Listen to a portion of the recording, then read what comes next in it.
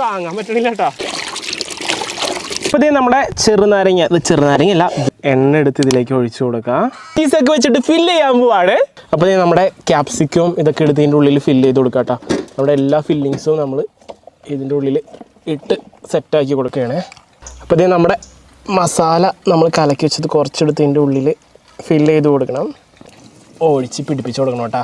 അടുത്ത പണികൾ ഉപ്പിൻ്റെ കേട്ടോ. അപ്പോൾ നമ്മൾ ഈ ഉപ്പ് എന്തിനാന്ന് വെച്ചിട്ടുണ്ടെങ്കിൽ ഓക്കെ, ഇനിയിപ്പോൾ ഇതേ നമ്മുടെ യമുന മൊത്തത്തിൽ നമ്മൾ ഉപ്പിൽ കുളിപ്പിക്കുകയാണ്. അപ്പോൾ നമുക്ക് കുക്കിംഗ് ടൈം വരും.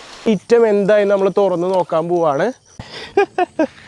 ഇതിൻ്റെ മുകളിൽ അപ്പോൾ ഇതേ നമ്മുടെ യമുക്കുട്ടനെ നമ്മളിത് ഇനി തുറക്കുകയാണ്. ഇതിൻ്റെ ഉള്ളിലെ അവസ്ഥയാണ് നമ്മൾ നോക്കാൻ പോകുന്നത്.